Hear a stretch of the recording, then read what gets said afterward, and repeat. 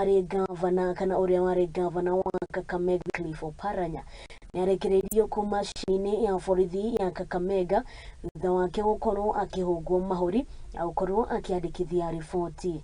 Niaririe andiki a mohoro akiuga we ndari mahitia arari namo na ni kuingirirwo arakorirwo akingiriro ni andu a kiama kia mung'ethaniro ni undu wa mirurungano iria irathie na mbere igimaine na thogora wa muturire. Reaching Kakamega, I saw 3 vehicles. Vehicles which blocked me, 3 vehicles blocked me with private registration. And immediately people were in civilian clothes, jumped out at gunpoint. All of them holding guns towards me. So I said, what is wrong? And then my driver was pulled out of the car, and the fellow came in the steering seat, claiming that he's a CID officer.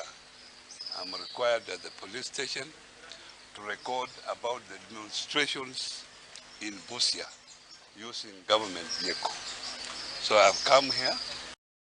He has been trying to talk to the Director General of CID.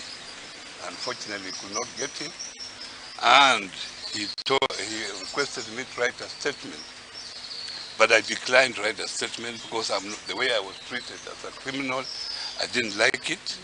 So my lawyer, whom I was with, Mr. Chesaisia, volunteered to write the statement on my behalf. We have put the regional DCI on demand to tell us the reasons for arrest under the Constitution. He has completely failed to give us any tangible reason of arrest, accusing the governor of leading demonstrations in Busia and Bungoma yesterday. He is basically asking the governor why he was exercising his right to demonstrate. Having given us no reason, we demanded for the immediate release of the governor.